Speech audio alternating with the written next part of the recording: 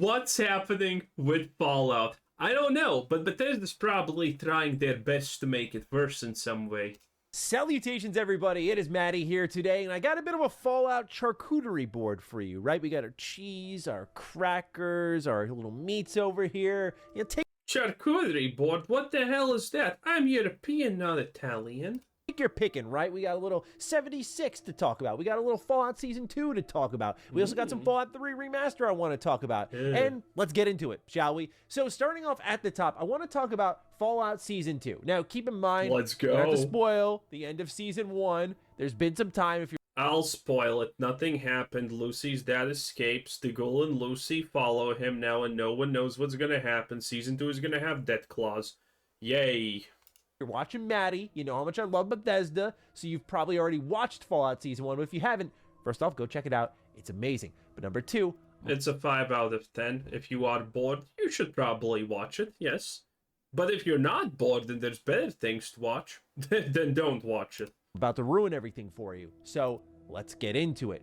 Now, we begin with The Hollywood Reporter, who writes, Fallout creators answer 5 burning questions about their Season 2 plans, and we get a little bit of information on everything from characters that are going to be used a little bit more to when we may expect Season 2. For starters, we're seeing things are moving pretty quickly. What characters can be used? There's literally only Maximus, the Ghoul, Lucy, the guy who turned into a ghoul, who will probably return at some point, obviously, and maybe the leader of the Brotherhood of Steel chapter that we're dealing with. That's it. There's nothing really else.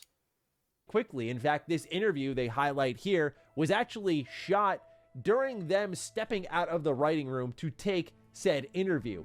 They've also discussed the amount of content we might get, where they mentioned we've talked about 1 billion seasons as a jokey way to evade the question because we don't control that. So our hope is to end every season with a semi-satisfying, semi-open-ended kind of shape. Look, we've talked about 3 seasons, we talked about 5 seasons.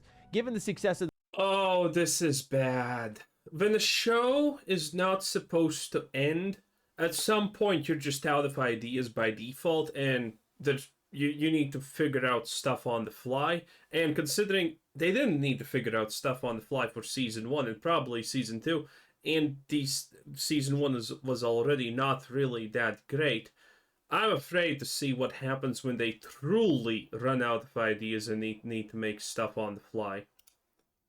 the show, 5 is suddenly feeling a little more appealing. But the industry is a temperamental thing, and we kind of have to go into each season being like, this is our last. Meanwhile, when it comes to when this actually may air, they were asked, hey, is it going to be late 2025, 26? Wagner says, the internet has an interesting habit of making non-binding statements binding, so I'm hesitant to give a date that'll be taken out of context and live on Reddit for a year or so. But we are going as fast as we possibly can, and we have a lot of heavy lifting from Season 1 already done. We have sets, assets, visual effects that are already done. We are hitting the ground running this season. We're going to be pedal to the metal to get Season 2 out as fast. I hope they improve on their sets and assets, okay? Fallout is not Mad Max. That's one of my big issues with Fallout. It's the fact that these sets are just, random pure stupidity. People wearing some kind of random raider-looking armor while being in a village. No police, no nothing. Someone selling weapons and used toilet seats for some reason. It all just looks stupid. Not really thought out. Yeah, in Fallout, you're supposed to be in a situation where resources are scarce and whatnot, but this is not scarce. This is stupid. As humanly possible. And I will just throw out there that I'm sure Amazon is a big part of that as well. They have all the money in the world in the first place, but now you throw into the mix, oh, like this is the #1 show right now? Okay, we need more of that ASAP, especially because they dropped all Season 1 at once and ended up being one of the biggest shows ever. And now you have a Season 2 coming out that I think will be... He says that with such confidence and a smile. Yeah, it didn't fail, viewer-wise, that is true. But again, I think Season 2 is going to fail. Season 1 was the most planned, the most thought out, and still, everything in that season is a glaring plot hole, pretty much. Not a lot of things make sense, a lot of things are random. Season 2 is going to be worse, 100%. I think it's gonna go the way of The Mandalorian, that the first season, 2 seasons, and a little bit of 3 was kind of okay, and then people just completely jumped off because it turned into complete trash. And I think Fallout is gonna start doing that season 2. Be a lot like, say, The Boys, where you get a couple episodes at once and then they'll piecemeal it out, which means Amazon can benefit big time from it. So yeah, I think it's probably in their best interest to get season 2 out. For me, as a Fallout freak, Oh no, it's in my best interest to get season 2 out. So I love the focus here, everyone. Keep it up. And there's other hints that I think makes it believable that season 2 might roll around a little bit quicker, because Wagner also mentions here, when they talked about shifting from California to New York, that it's actually relatively smooth sailing right now when it comes to shooting for the show, because they have a great desert here in California. We're going to start scouting locations we literally can drive to from the writer's room. Obviously, that expedites the process a bit. So yeah, I don't want to get too carried away here, but it does appear that things are moving a lot smoother, a lot quicker for season 2.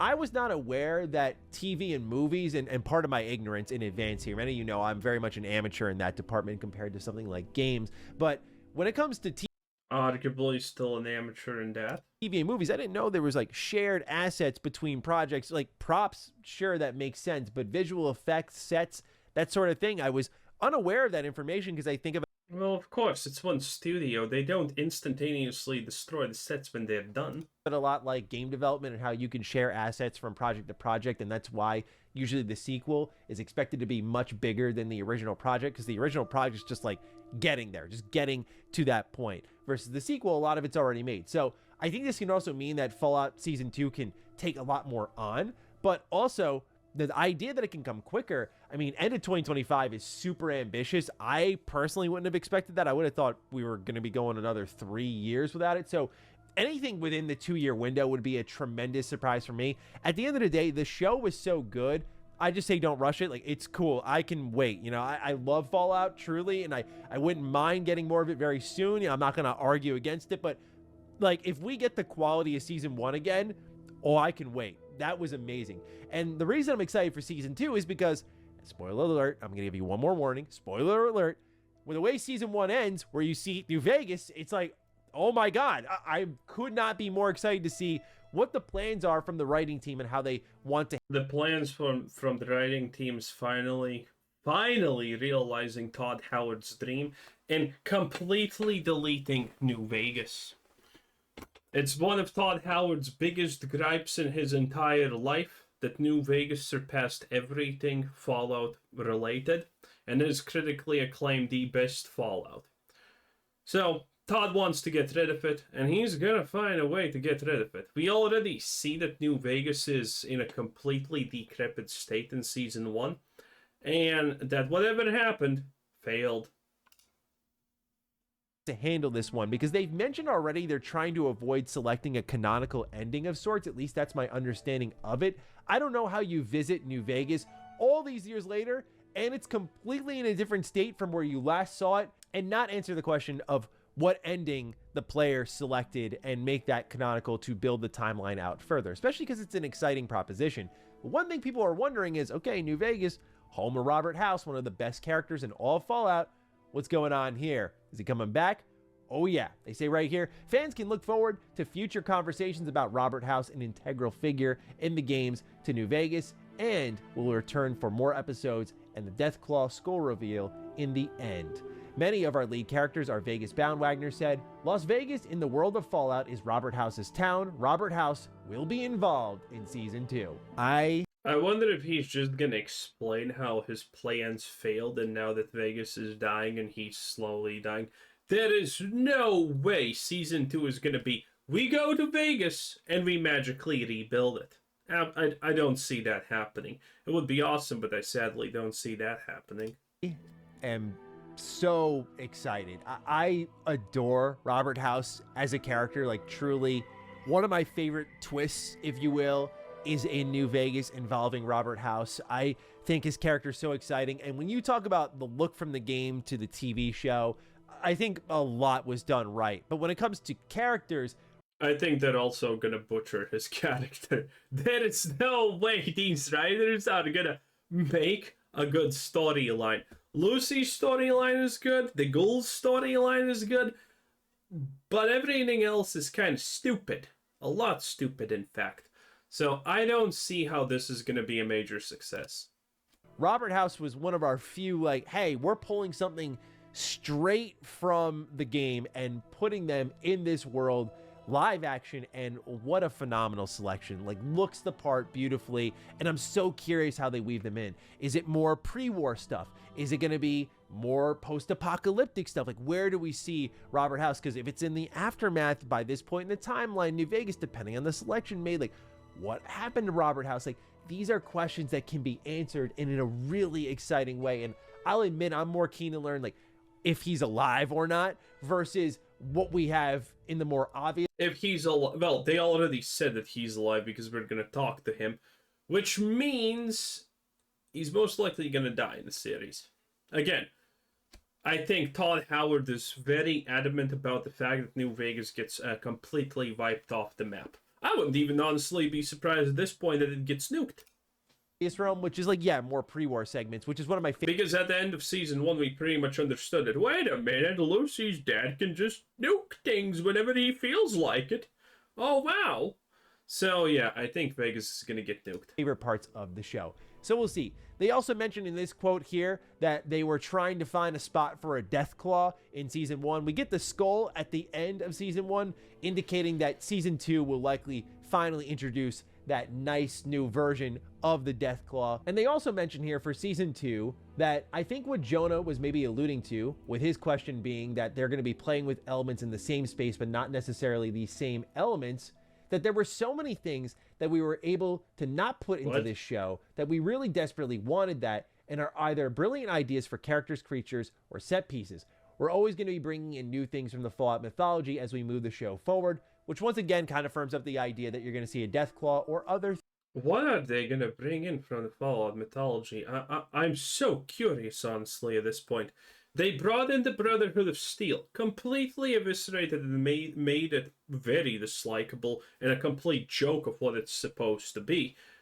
I'm pretty sure they really, really wanted to make the Brotherhood of Steel a very openly religious, pseudo-Christian type of religion, but after the backlash happened, after the reveal trailers where there were people in robes with incense and whatnot, they decided, yeah, that's not gonna happen, which is good. Hopefully that doesn't happen.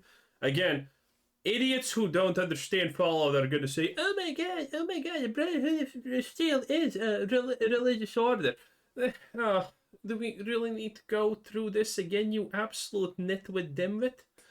We're not. We're not. It's not. It's based on a couple of values, but their religion is literally technology. That's it. They don't share anything really else except a couple of paladin names and whatnot. That's it. What a dumb conversation to be had in the first place.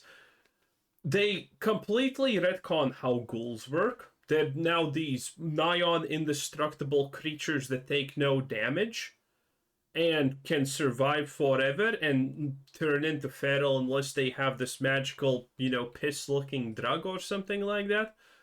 And, well, a lot of random stuff is happening. There's a lot of... anything that they put in Fallout Season 2 is probably going to be just completely eviscerated from what you know. Things missing, maybe a robo brain. That'd be kind of cool. I wouldn't hate that. We have seen a robo brain. Technically, Bud is in a robo brain tank, or what's it called? Have we ever seen like the super small ones? Also, why is it a super small one? That's so stupid. Well, anyway, Buds are stupid anyway. Yeah, we're gonna create the ultimate amount of executives to control the new world that doesn't exist and start existing, and now we need to wipe it. It's just dumb. Nonetheless, really excited for Fallout Season 2, but we got more to get into. We have Fallout 76, where a really great interview was conducted by Windows Central Gaming, where they asked a bunch of key questions. One in particular that I'm like kicking myself for not asking Todd when I had the moment to, because it's such a great question, but we get the answer here, and it is disappointing to say the least, but it's understandable with the type of game it is, and it seems like Bethesda overpromised and underdelivered. Let's talk about mods in 76, where they're asked, could we eventually see mod support from Fallout 76? And they said, we've never really No, mod support is impossible. We talked about this previously, and someone commented something great, by the way, about mods in 76. Why it's 100% impossible. Because everyone needs to download every mod there is, otherwise the game doesn't even work with them. Overlapping mods, how do you deal with that? And every time 76 gets even a minor update, all of the mods break. It's impossible to have mods in 76.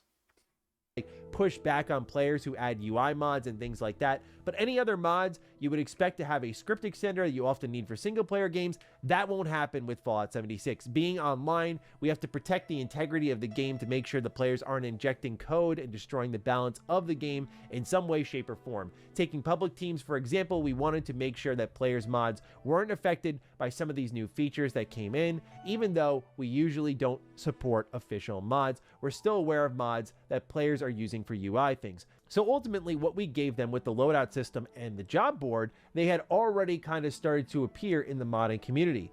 They had a way for them to be able to select different loadouts and actually change the parts on the fly.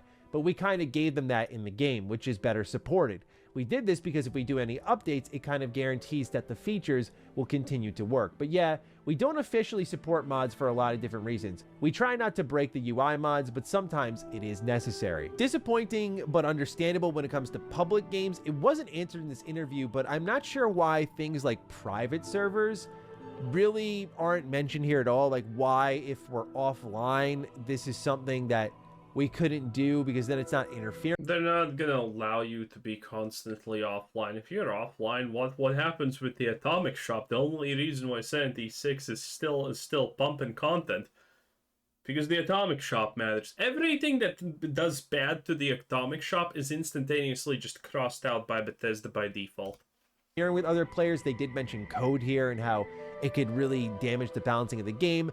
I imagine it's just a security protocol at this point. Like, hey, it sounds great. We could probably get away with it, but if we go hog wild with this thing, it's going to upend the entire game. And then it's completely broken. And you probably don't want to tamper with that at this point in the game's lifespan when it's doing so well. So it stinks because one of the big hopes for 76 was people making an offline mode, people taking the very beautiful world and assets it has and flipping them into a whole new Fallout experience. I don't know if I would call 76 a beautiful world. I think it's one of the worst looking Fallout games actually out there.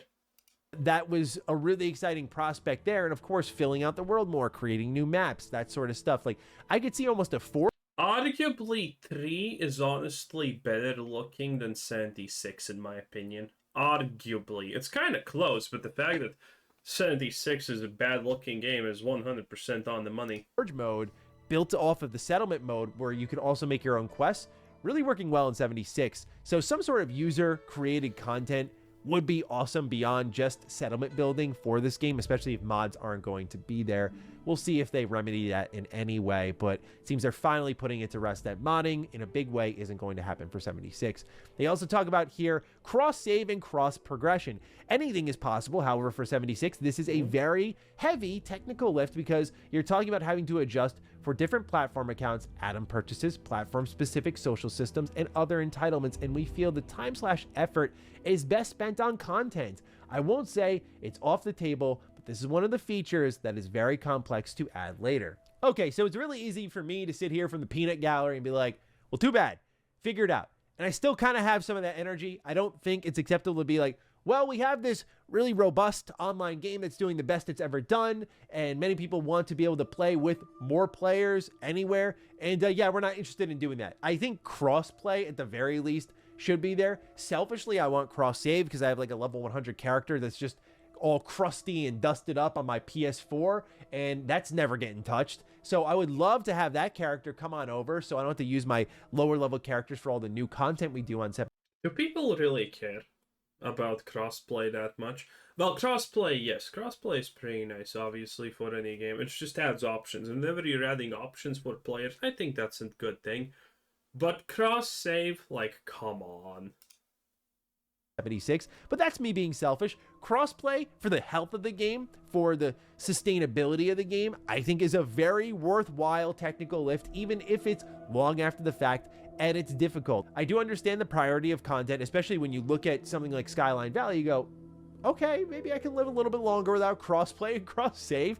I get it, but when the game continues to do this well, and hopefully it stays for a long while, then you got to wonder if it's time to fortify the team a little bit more, add some new members on to get this technical lift off the ground without sacrificing the... Okay, I wonder how well is well at this point. Fallout 76 Steam charts. Let's see what's happening. Okay. Oh wow, it hasn't dropped that much. It only has in general dropped, well, 50% of its players from its peak when the new thing got announced and whatnot, and since the show. Well, it's slowly but surely on its way to, you know, the previous 5 to 8K players, which is not horrible, but it is for a Bethesda game. In any case, it's not doing tremendously bad, but the dip's slowly but surely happening. 40% dip from May to June. Yeah, that's pretty big.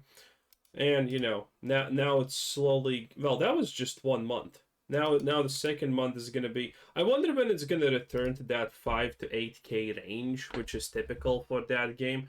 And... well, if it does return to that, that's going to tell us one very major thing about Fallout 76.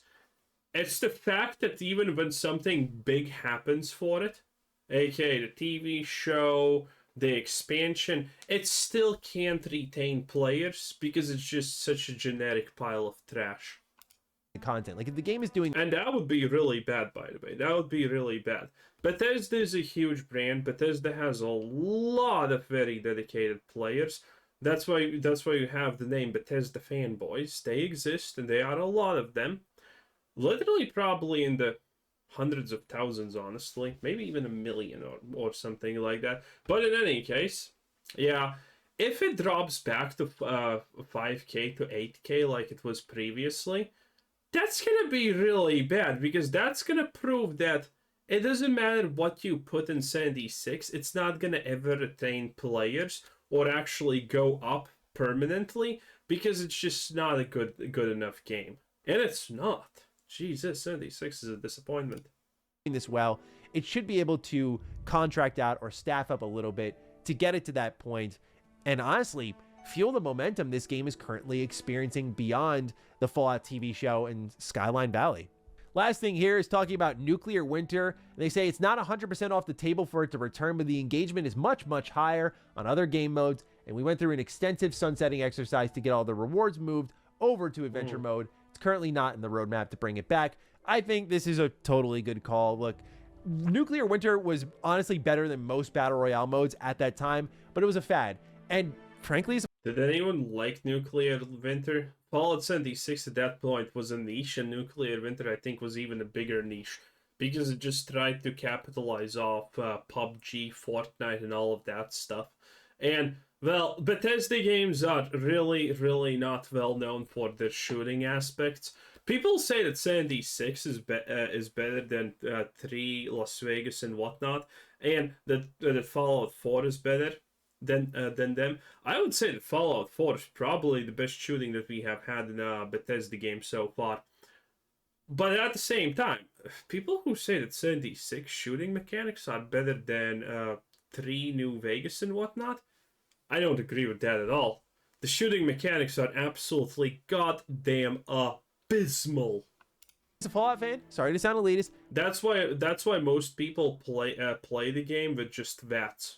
And that's why you have weapons that have a shit ton of ammo in them, and it have explosions attached to their shooting, and that's why people use them, because otherwise you're gonna miss everything. It is really bad shooting. Nothing made me more sick to my stomach than watching 2 BGS devs hit the stage and try to hype this thing up like this is what fans wanted. It felt like the complete wrong direction for the franchise. I feel like they're heading the right way now with map expansions, PvE content, like all that good stuff. Keep giving us more of that. It's no coincidence that suddenly people are more positive on the game as they're giving more of this and less of Nuclear Winter. Was it a fun experiment? Yes. Do I have fond memories of it? Absolutely. I don't think it was bad at all. In fact, it was very weird that after all the bad things happening in the 76, the first really good big update ahead of Wastelanders was Nuclear Winter. Like, it was a really fun time. But no. Anyway, I think we're done. I don't want to depress myself looking into Fallout 76. Anyway, that was Mr. Matty Plays. The future of Fallout, the only thing that you can look forward is the Fallout TV show, but only if you are a person that, well, either eats slop like there's no tomorrow because you're just a low IQ individual, or because you want to see how bad it gets.